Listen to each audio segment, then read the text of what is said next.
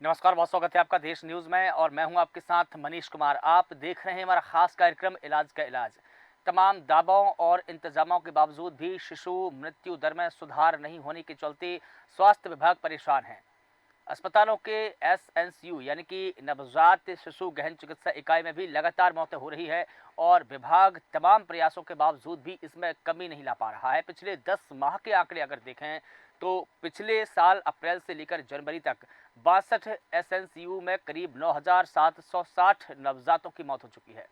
सबसे ज़्यादा हालात ख़राब है मुरैना, गुना, रतलाम, सागर और भोपाल और जबलपुर के जो हॉस्पिटल है, इन तमाम हॉस्पिटलों में सबसे ज़्यादा हालात ख़राब है। जिस अवधि के ये आंकड़े हैं उस दौरान गुना में करीब 6,550 प्रसव हुए, जिनमें से करीब 1,586 सिजेरियन यानी कि शल्य क्रिया से हुए हैं। इनमें से करीब 2,643 नवजातों को एसएनसीयू में भर्ती किया गया, जिनमें से करीब 442 ने दम तोड़ दिया, जबकि 63 नवजातों के परिजन बिना किसी सूचना के उन्हें हॉस्पिटल से लेकर घर चले गए या कहीं और अस्पताल में शिफ्ट हो गए। राजधानी की अगर बात की जाए तो यहाँ भी 2 एसएनसीयू काटजू और जेपी हॉस्पिटल में है। कैलाश नाथ काटजू हॉस्पिटल में 10 माह में करीब 1,109 नवजातों को भर्ती किया गया, जिनमें से करीब अलग अलग कारणों से करीब 251 शिशुओं ने दम तोड़ दिया है।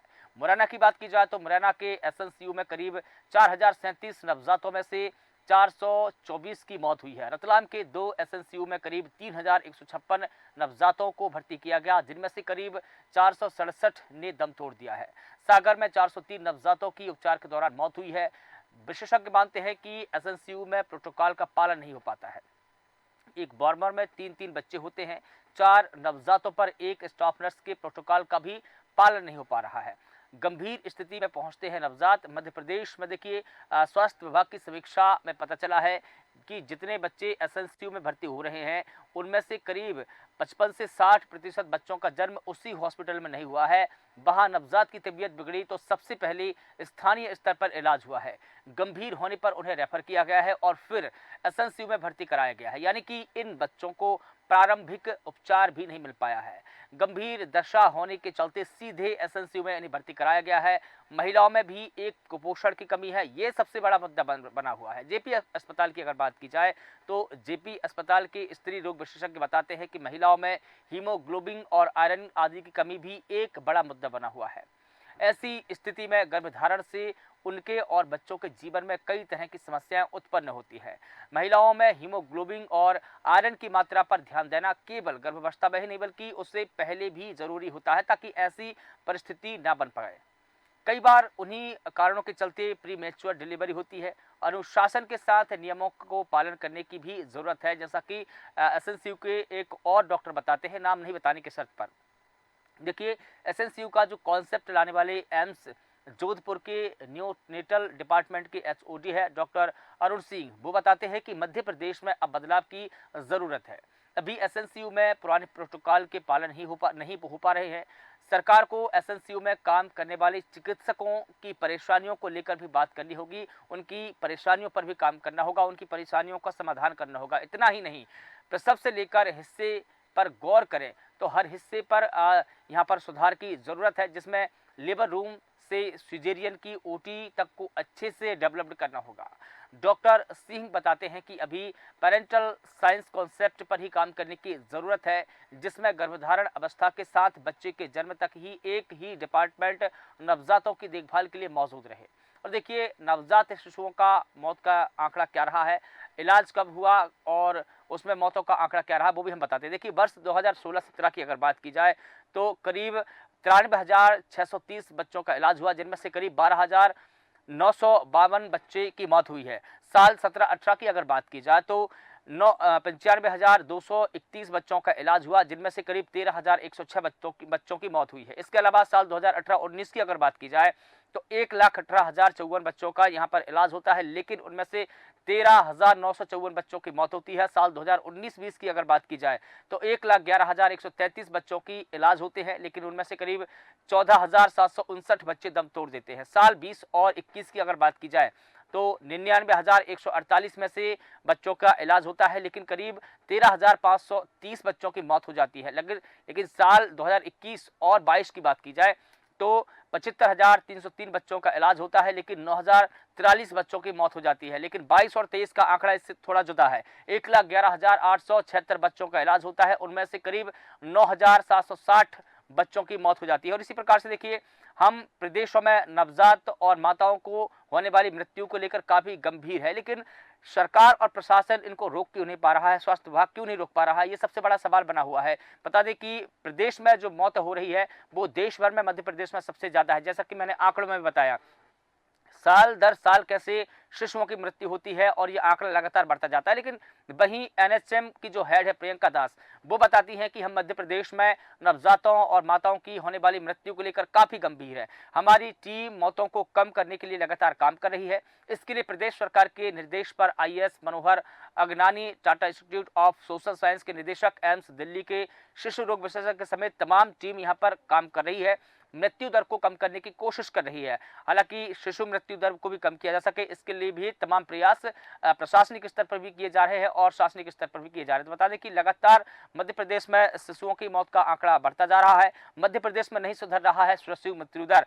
हर दिन करीब 32 नवजात की मौत हो रही है और देश में सर्वाधिक शिशुओं की मौत सिर्फ मध्य प्रदेश में ही हो रही है। इस पूरे मुद्दे पर बात करने के लिए हमारे साथ में कुछ मेहमान हैं। सबसे पहले अपने मेहमानों का परिचय करा देता हूं, इसके बाद में इस पूरे मुद्दे पर हम बात शुरू करेंगे और बहस शुरू करेंगे। हमारे साथ में आर.के. शुक्ला जी है, वरिष्ठ पत्रकार, राजनीतिक विश्लेषक के तौर पर हमारे साथ में जुड़े हैं। इसके अलावा अमित खरे जी हमारे साथ में जुड़े हैं, समाज सेवी है। आप दोनों का बहुत स्वागत करता हूं। Doctor R K. शुक्ला जी, सबसे पहला सवाल आप ही से ले लेता हूं कि जिस प्रकार से हम मध्य प्रदेश में महिला और शिशु मृत्यु दर की अगर बात कर रहे हैं, तो पूरे देश में मध्य प्रदेश ही एकमात्र ऐसा प्रदेश है जहां पर दोनों की मृत्यु ज्यादा है, शिशु मृत्यु दर भी और मातृ मृत्यु दर भी। करीब हर दिन 32 नवजात यहाँ पर दम तोड़ रहे हैं। लेकिन एक बड़ा कारण इसमें यह भी हो सकता है कि जो हेल्थ इंफ्रास्ट्रक्चर है वो डेवलप्ड नहीं है। क्या है मत आपका इसको लेकर के? Doctor R K. शुक्ला जी।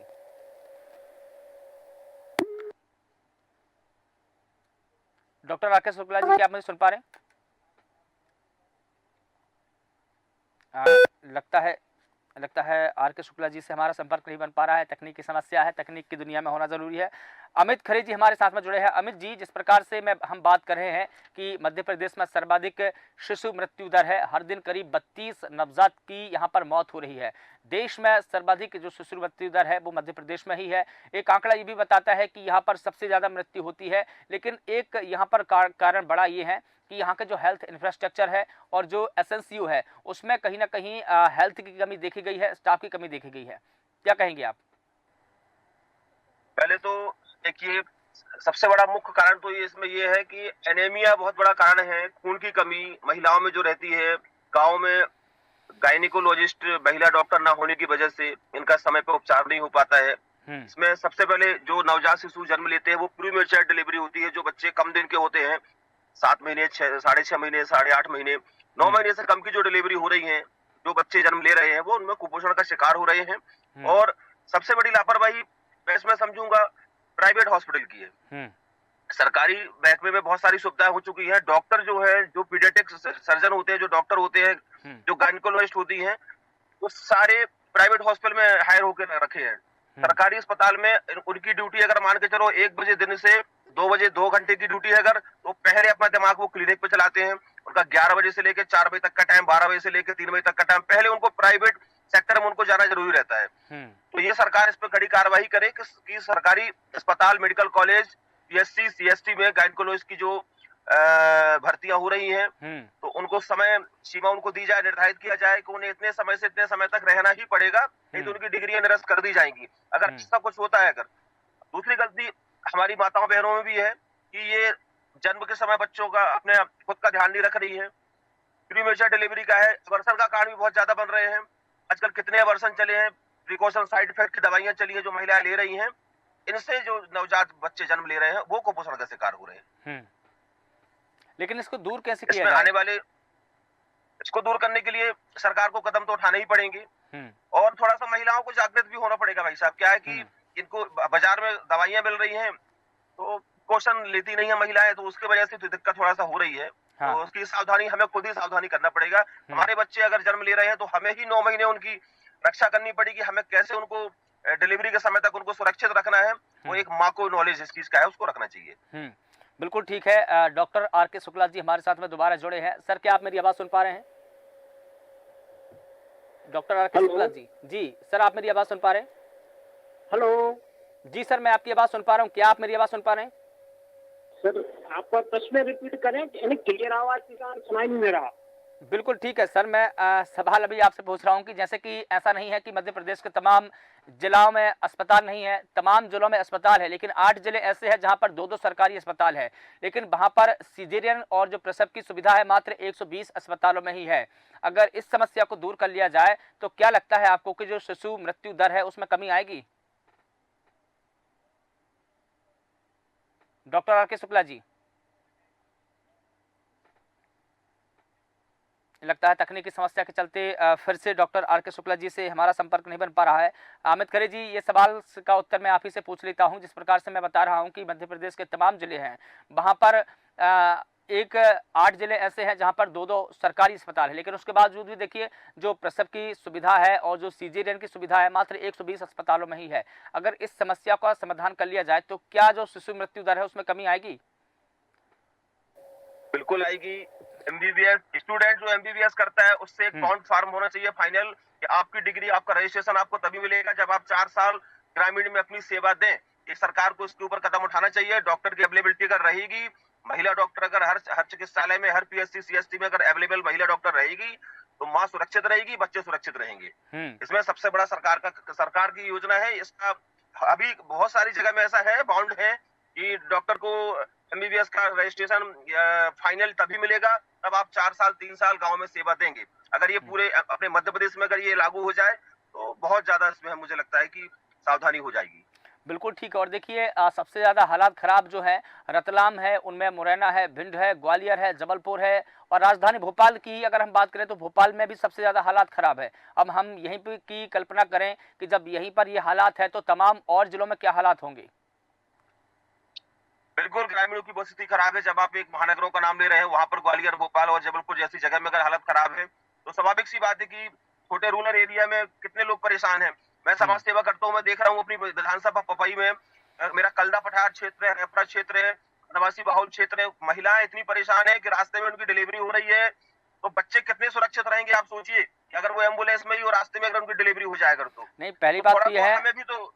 अमित खरे जी, पहली बात तो यह है कि एम्बुलेंस समय पर नहीं मिल पाती। हमने 2-3 प्रोग्राम इस पर भी किए हैं कि एम्बुलेंस समय पर नहीं मिल पाती, कम से कम 3-3 4-4 घंटे वेट करना पड़ता है, खास तौर पर प्रसूताओं को। 100 किलोमीटर के अंदर में अगर 2 एम्बुलेंस रहेगी, पेशेंट्स 200 है, 150 है, तो मुझे नहीं लगता कि एम्बुलेंस 4 से 5 एम्बुलेंस अगर एक सेक्टर में अगर सरकार कर दे अगर, तो भी बहुत ज्यादा व्यवस्था सुधर जाएगी हमारी। बिल्कुल ठीक है। डॉक्टर आर के शुक्ला जी, क्या आप मेरी आवाज़ सुन पा रहे हैं? लगता है उनसे संपर्क फिर नहीं बन पा रहा है। अमित खरे जी, देखिए अगर हम बात करें मध्य प्रदेश की तो पिछले 10 माह का आंकड़ा अगर उठा के देखा जाए तो यहाँ पर सर्वाधिक मौत हुई है। प्रदेश के करीब 62 एसएनसीयू में 9000 से अधिक मौत हुई है, 9707 आंकड़ा है। महिलाओं में हीमोग्लोबिन की कमी है, ये भी एक बड़ा मुद्दा है। और इसके अलावा अगर हम बात की जाए तो महिलाओं में आयरन की कमी है और भी कई कमियां हैं। इन कमियों को भी ध्यान में रखना होगा। सुरक्षित प्रसव के लिए हमें समय समय पर अपने सारे टीके महिलाओं को भी लगाना पड़ेंगे, महिलाओं को चेकअप कराना पड़ेगा, महिलाओं को सोनोग्राफी करानी पड़ेगी, तब सुरक्षित प्रसव हो पाएगा। पहले के खान पान की अलग बातें थी, आज की दवाइयां और खाने में अलग मिश्रण है। सुना होगा अपन ने कि खेत में डिलीवरी हो जाती थी लोगों की, डॉक्टर की आवश्यकता नहीं पड़ती थी, तो वो समय अलग था, आज का समय अलग है। आज हम जो अन्य जो भी दवाइयां जो भी ले रहे हैं, सब हर चीज में कहीं निकोटीन है, कहीं कुछ है, कहीं कुछ है। इसलिए मेरा एक मानना है, सुझाव है मेरा कि सरकार को बस अगर डॉक्टर अवेलेबिलिटी सरकार अगर टाइम पे कर दे, एम्बुलेंस अगर सरकार टाइम पे कर दे, तो बिल्कुल प्रसव पीड़ा से महिला सुरक्षित रहेगी और जो भी कुपोषण के शिकार हो रहे हैं बच्चे, उनमें भी कमी आएगी। बिल्कुल ठीक। और देखिए करीब एक आंकड़ा ये भी बताता है कि 55 से 60% बच्चे ऐसे हैं जिनका जन्म अस्पताल में नहीं हुआ है, लेकिन वो गंभीर स्थिति में अस्पताल पहुंचते हैं। यही तो बात है ना, जो 9 महीने माँ जो प्रसव पीड़ा से जो संघर्ष कर रही है, 9 मंथ की डिलीवरी जो कंप्लीट होना चाहिए ना, वो प्रीमेच्योर हो रही है, 8 महीने में हो रहे हैं, 7 महीने बच्चे हो रहे हैं अगर, तो यही तो कमी है हमारे चिकित्सक की। अगर हमें अगर महिला डॉक्टर, महिला चिकित्सक अगर हमारे अस्पताल में अगर अवेलेबिलिटी अगर परमानेंट उसकी रहती है अगर, तो बेचारी माँ भी समय से इलाज करा सके। और उसको जानकारी तो हो माँ को कि कितने टीके लगने हैं, किस समय पे क्या खान पान रखना है, 9 महीने तक कैसे बच्चे की देखभाल करना है, कैसे संभलना है, क्या एक्सरसाइज करना है, हमें क्या होना है। तो ये सब उनको लोगों को ग्रामीण क्षेत्र में नहीं है ना पता। हम्म। नहीं, एक तो जागरूकता का भी अभाव है। जैसे कि हम ग्रामीण इलाकों की अगर बात करें तो आज भी उनको जो ढर्रे हैं, जो हम कहें परंपरागत साधन है, उन पर ही निर्भर रहना पड़ता है। अधिकतर बात तो ये भी होती है कि हमको किन सावधानियों का ध्यान रखना है, किन का नहीं रखना है। और दूसरी बात ये होती है कि जो गांव की महिलाएं होती है उनको कई किलोमीटर दूर अस्पताल में जाना पड़ता है अपनी चेकअप करवाने के लिए और तमाम। तो ये सुविधा अगर ग्रामीण स्तर पर हो जाए तो मुझे लगता है कि और कमी आ सकती है। जैसा कि जो ग्रामीण स्तर पर स्वास्थ्य केंद्र खोले गए हैं, उप स्वास्थ्य केंद्र खोले गए हैं, वो खोले तो गए हैं लेकिन बिल्डिंग जैसी की तैसी बनी है, ना तो वहां पर स्टाफ है और ना ही कोई संसाधन है। हम क्या है, एक चीज पर अटक कर रह गए हैं, हमारी सरकार या हम सारे लोग, कि हमें एमबीबीएस की नियुक्ति चाहिए। एक लोगों की मानसिकता बन गई है कि हमारे पास एमबीबीएस डॉक्टरों की इतनी कमी है कि मानता हूं कि हर गांव में, हर सीएससी में 2-2, 3-3 बैठालना बड़ी मुश्किल बात है। तो जो नर्सें हैं, जिन्होंने जीएनएम, एएनएम, बीएससी नर्सिंग, जो नर्सें एक्सपर्ट नर्सें हैं, उनको अलग से इसका कोर्स कराया जाए गायनेकोलॉजिस्ट का, और इनको ही उप चिकित्सक मानकर इनको बैठाला जाए, तो मुझे लगता है कि बहुत ज्यादा राहत मिल जाएगी। बिल्कुल। और देखिए, जो हम आशा उषा कार्यकर्ताओं की बात करते हैं, क्या उनको भी प्रशिक्षण दिया जा सकता है कि वो प्राथमिक उपचार तो कम से कम कर सकें? अभी मध्य प्रदेश में आशा उषा कार्यकर्ता ही कम से कम 30 से 40% महिलाओं को सुरक्षित रखे हैं बेचारी। वो आती हैं, बड़े अस्पतालों में आती है, उनको ट्रेनिंग मिलती है, थोड़ा और एक्सपर्ट करने की जरूरत। तो उनको क्या है भाई, 10th 12th पास से इनकी नियुक्तियां हो जाती हैं। अगर तो इनको थोड़ा सा गायनिक के विभाग में, जो भी महिला विभाग होता है मेडिकल कॉलेज में या जिला चिकित्सालय में, इनको अलग से ट्रेनिंग दी जाए तो ये बहुत ज्यादा जरूरत में फायदा देंगे अपने ग्रामीण क्षेत्रों में ये। और देखिए, एक बड़ा कारण ये भी माना जाता है, जैसे कि एक विशेषज्ञ ने तो ये बताया कि मेरा नाम नहीं बताइएगा, लेकिन नाम नहीं बताने की शर्त पर उन्होंने बताया कि जो एसएनसीओ है उसमें दरअसल जो सरकार का प्रोटोकॉल है, उस प्रोटोकॉल का पालन नहीं हो पाता है। देखिए, सरकार तो सभी, जैसा वो आपने बोला कि मैं नाम नहीं बता पा रहा हूँ, तो मैं तो खुद चिकित्सा क्षेत्र से जुड़ा हुआ हूँ, तो मैं भी, मेरा तो अब नाम ही सामने आ रहा है, स्क्रीन पे मैं देख रहा हूँ आपको सामने। इतनी लापरवाही चल रही, इतनी लापरवाही है। आप मेडिकल कॉलेज में एक बार जाके, जबलपुर में मैं रहता हूँ, जाके देखिए तो मेडिकल कॉलेज में कितने बच्चे, मतलब कैसा माहौल बना हुआ है। तो 3-3, 400 डॉक्टर हैं हमारे यहाँ पर, कोई देखने वाला नहीं है। तो इसमें कोई डरने की जरूरत नहीं है कि मेरा नाम नहीं बताइए, खुल के बताइए आप। नहीं, एक डॉक्टर ने बताया, देखिए जेपी अस्पताल की अगर बात करूं, मैं पिछले दिनों जेपी अस्पताल गया, वहां पर मैंने वहां के हालात देखे कि देखिए, प्रोटोकॉल तो ये कहता है कि कम से कम 4 नवजातों पर एक स्टाफ नर्स होनी चाहिए, लेकिन वहां पूरा एक कमरा भरा हुआ था जिस पर पूरे कमरे में सिर्फ एक स्टाफ नर्स थी। यानी कि अगर हम आंकड़े की बात करें तो कम से कम नहीं तो 30 या 40 बच्चे वहां पर भर्ती हुए होंगे। 40 बच्चों पर एक स्टाफ नर्स है। 40 बच्चों पे स्टाफ नर्स से कुछ नहीं कर पाएगा। स्टाफ नर्स 40 बच्चों, कम से कम 4 बच्चों पे, मैं तो बोला हूँ 2 बच्चों पे रहे, नियुक्तियां करे ना सरकार। बेरोजगारी इतनी घूम रही, कितनी कॉलेज में नर्सिंग का कोर्स कराया जा रहा है, 500, 1,000 नर्स, पूरा लॉट का लॉट नर्सों का पूरे भरे पड़े हैं।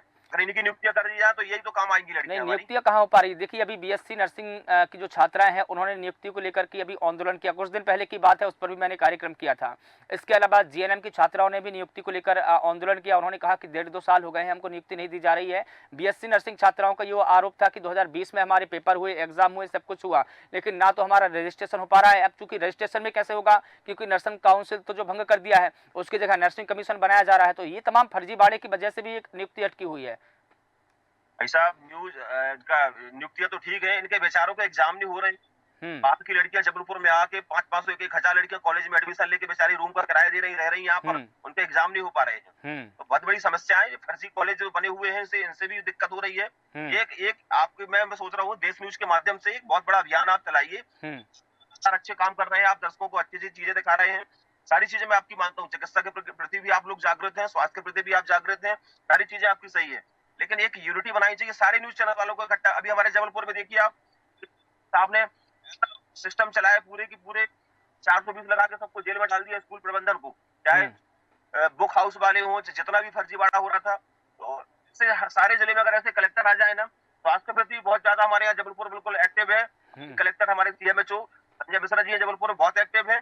सारी चीजें हमारे शहर में तो अच्छी हो रही है, लेकिन पूरे प्रदेश की बात करें अगर, तो देश न्यूज के माध्यम से मैं सारे अधिकारियों से बोलना चाहता हूँ, देखिए आप लोग अगर थोड़ा सा भी एक्टिव हो जाएं तो ये बेचारी बच्चों की मौतें कम हो जाएंगी। देखिए, हर जिले में दीपक सक्सेना जी कलेक्टर नहीं हो सकते। दीपक सक्सेना जी सिर्फ जबलपुर में है, अगर वो दूसरी जगह तबादला होकर जाए तो संभावना अधिक बढ़ जाती है।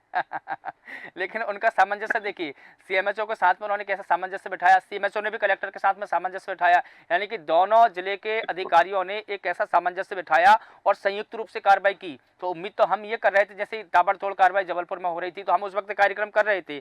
उस कार्यक्रम में हमने ये भी उम्मीद जताई थी कि हो सकता है कि कार्यक्रम के बाद में पूरे मध्य प्रदेश में इस प्रकार के अभियान हो या कलेक्टर कार्रवाई करे, लेकिन वो अभियान सिर्फ जबलपुर तक ही सीमित रह गया।